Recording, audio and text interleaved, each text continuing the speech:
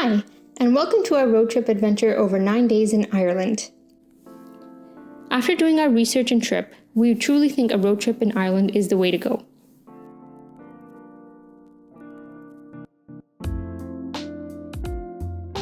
We started at Dublin, picked up a rental car, and headed towards the west coast directly. On the way, we stopped at the town of Athlone for a break and checked out Sean's Bar. This is the oldest bar in Europe and possibly the world, dating back to 900 AD. The inside is very antique and lively. Of course, we couldn't leave the pub without drinking Guinness. In the evening, we made it to Galway and spent the evening roaming the street and the campus of Galway. The weather was pretty chilly and rainy, so we didn't stay out too late.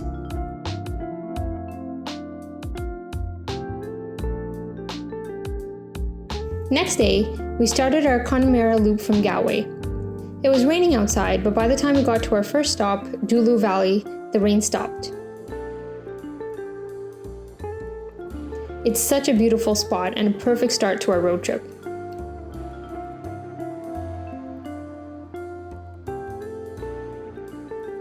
From here, we continued driving the scenic loop, stopping at various famous points along the way, such as Killarney Fjord and Kilmore Abbey.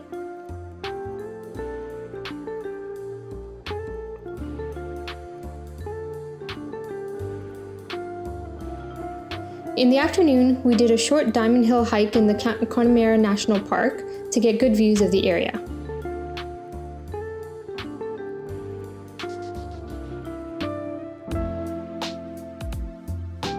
Later, we stopped at the Sky Road for some amazing views of the ocean.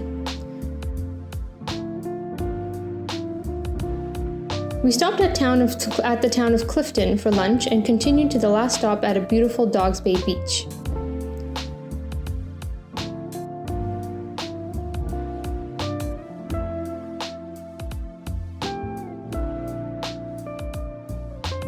Day 3, we drove on a narrow road to our first stop at Dingle Castle.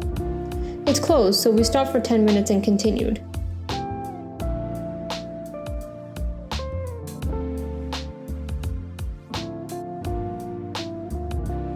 Next stop, we stopped at Burren, which is famous for cracked limestone pavement.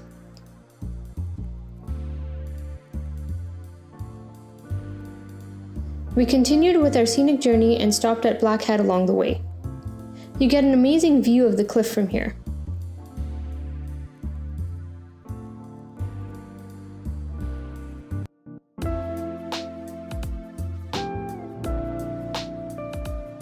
We were also lucky enough to see someone walking across the cliff while we were there.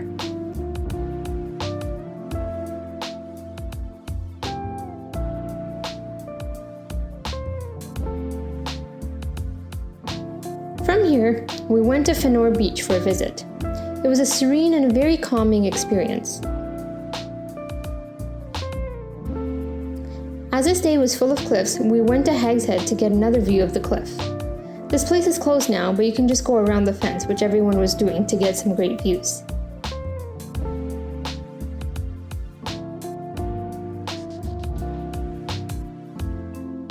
The last stop for the day was to visit the Cliffs of Moher. These cliffs are really famous and you need a ticket to visit, and there are a lot of people because it's very commercialized.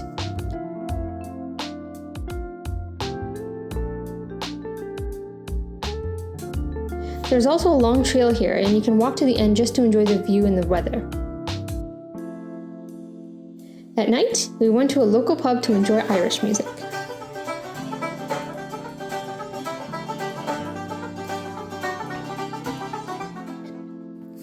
Day 4, we started in our B&B. Our first stop today was Kilkee Cliffs. It was crazy windy and drizzling, but it was such a surreal experience and we loved every second of it as it made it feel magical. You can see the true power of water here, and there are so many rock formations where you can walk and really enjoy the nature.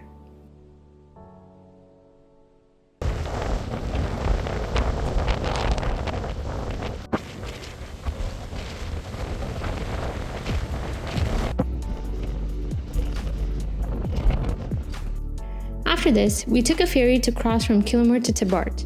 This saves you a long drive around the entire island, as a ferry only takes 10 minutes. For lunch, we stopped at Dingle and then we continued our journey to Inch Beach.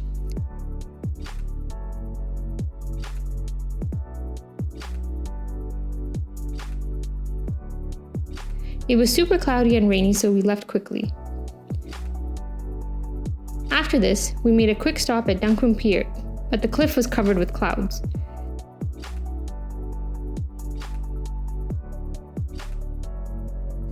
Our last stop for the day was Dunmore Head and Coumeenoole Beach. From the head, you can see the beach located below in between the cliffs. It was one of the coolest beaches and cliffs with some caves. The water was so blue, and it was empty, making it calm and tranquil.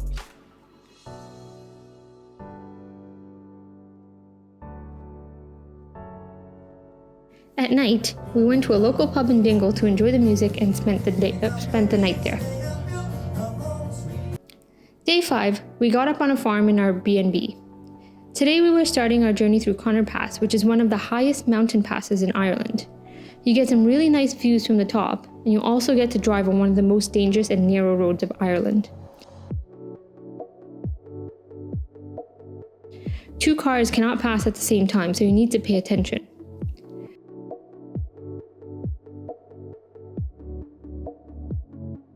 There's also Conor Pass waterfall you cross as you go down. You can hike up the waterfall for 15 to 20 minutes and you will see Peddler Lake.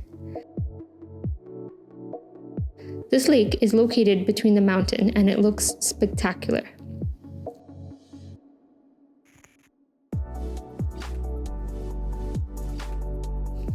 From here, we stopped again at Inch Beach as the weather was better and decided to drive at the beach to enjoy the views instead of walking. We continued our journey from here to the Gap of Dunloe. At the bottom, it says you cannot take your car, so we decided to walk for 3 hours to go back and forth. However, we saw everyone driving up there, so we recommend doing that as it's a long hike.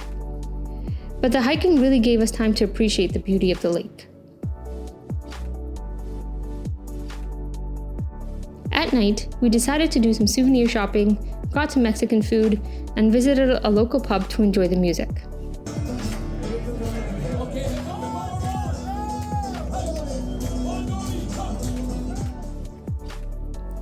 Day 6, we wanted to do one of the most famous spots, the Ring of Kerry.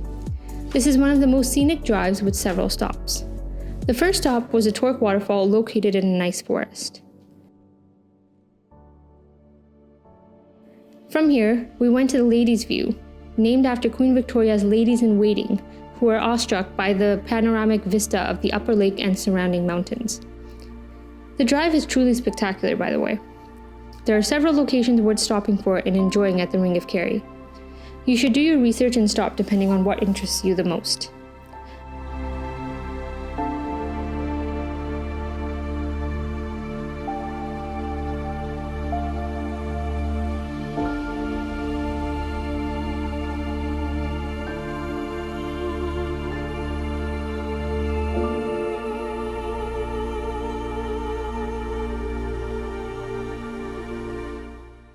We stopped at Waterville for lunch right by the water, the perfect midday stop. From here, we went to our last cliff stop, Kerry Cliffs, which is nice as it does not have as many people as the Cliffs of Moher. We also stopped at Valentia Island Lighthouse. They have a small museum showing how the people working at the lighthouse lived. You can also go to the top to get some nice views. For the last stop of our day, we went to the final beach and one of the best ones. It's really cool because the land sticks out in the ocean, so you have a beach on both sides.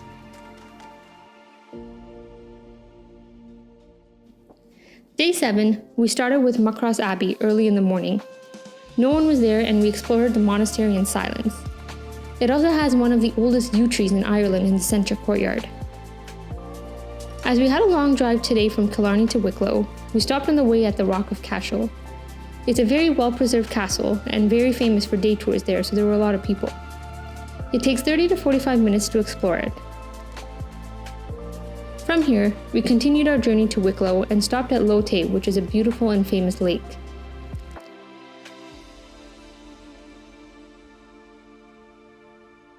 Then, we went to our last activity, which was a Ballinista Wood hike. It starts off in a forest canopy, and as you climb, you get a really good view of the lake where we previously stopped. The hike took around 2 hours and it's not difficult at all. The way is well paved and easy to navigate. On the way to our Wicklow hotel, we saw Powerscourt waterfall and stopped for a quick 10 minutes. Day 8, we started with a hike around Glendalough Upper Lake to Minor Village. This is a short 1.5 hour hike, and it was such a peaceful and serene time.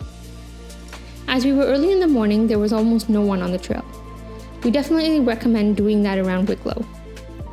In the afternoon, we took the subway to Dublin downtown as we didn't want to drive, and we visited the Book of Kells. We spent around 30 minutes here and spent the rest of the day roaming around the city.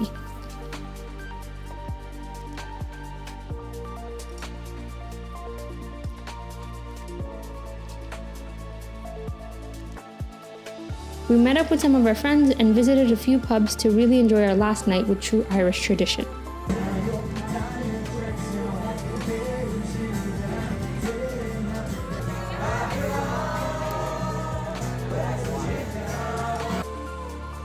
If you enjoyed our video, please like and subscribe and check out our other adventures.